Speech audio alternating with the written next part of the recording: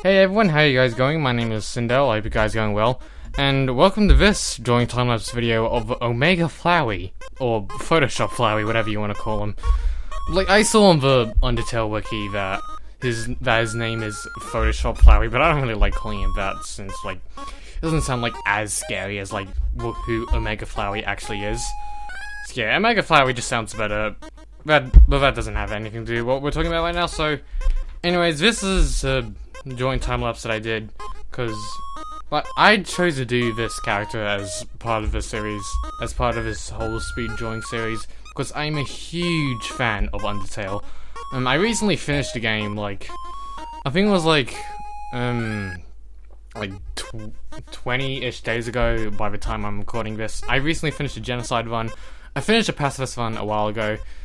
It was so much fun to play. I'm a huge fan of the game now. I'm definitely gonna remember that game for a very long time. And I definitely wanted to like draw something from Undertale for this series that I wanted to do. And at the same time, I wanted to draw something complex. And since Flowey, in his like big sick soul form, is definitely like a huge monster, I figured I might as well just draw him because like it was a good way to like practice my style of cartooning, excuse me, and just a way to work on my shading as well. So yeah, it was definitely worth it. The process involved in making it, I just used a piece of A4 paper and my sketchbook. I didn't use A2 paper this time, unlike my previous one I did, which I'll put an annotation at the end of the video so you guys can see it. Yeah, but considering the fact that this is a cartoon, I figured it'd probably just best do it on smaller paper, since I just want to save all the A2 paper that I have for much larger drawings, because I don't have a lot of A2 paper at the moment anyways. The time that it took to make this, I actually sort of lost track on precisely how long it took, just excluding all the breaks and stuff, so it was roughly about like 5 to 8 hours to complete. And ironically, this took longer than my previous art piece, Drown, considering the plan, especially considering in mind the plans that I have for it as well. It's like, which I want to explain in this video. You guys can just go watch that separate video if you would like to. Including all the breaks that I took, this actually took about 2 days with breaks in between, plus sleep for the night as well. Ironically, Drown took only 1 day, but apart from that, like the whole process that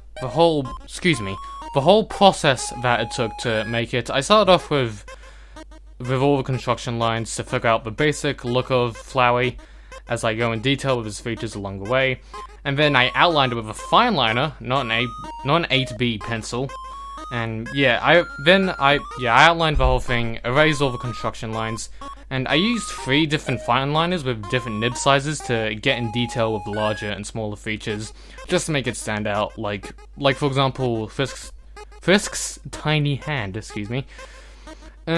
Yeah, after that I then moved on to shading. I was originally planning on just coloring it, since that's what I did in my practice sketch of Flowey in a separate sketchbook.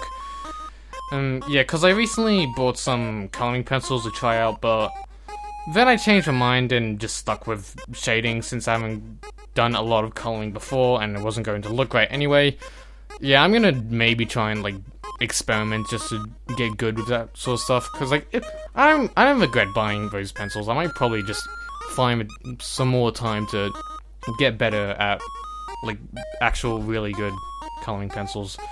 So I made a light source in front of Flowey to just highlight his large monstrous face. So I did this by making the back of his arms cast a darker area, as well as his vines, facial features, and Frisk standing in front of him. I also used a technique in the shading for the first time where I shaded in 4 directions, because as well as horizontal and vertical, I also went diagonally as well, and it actually did help. It did make the shading look a lot better. That was probably the reason why it took longer to make the Drown as well. And after all of that, I erased any pencil shading poking out from the sides, cleaned it up, and now it's all done. And overall, I think it ended up pretty well. It was pretty time consuming trying out the technique, but it was worth it, and it made it look pretty nice. It's not perfect, but it'll be a matter of time until I actually like fully nail my shading. And I am a huge fan of the way that I shaded Frisk, despite the amount of space that I had to detail her with the construction lines, but The shading and the outline together, plus her soul hovering in front of her, made it look rather cute and ambient, I'd like to say. That is, if you were to like zoom in on her, forgetting the rest of the scenario.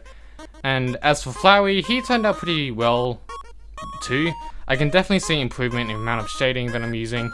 Just the way that I highlighted his face, just his facial features and just things around him. That looked pretty good. In general, I am quite happy with this. I love doing this cartooning stuff. I want to do this more often. Yeah, I'm definitely going to try and get around to doing it. There's not really much else that I have to say about this. If you guys just want more ideas if you guys want your idea for something that you want me to draw in this series, be sure to definitely leave it down in the comments below. Yeah, there's not much else I can say, so cue Flowey's loud psychopathic laugh here.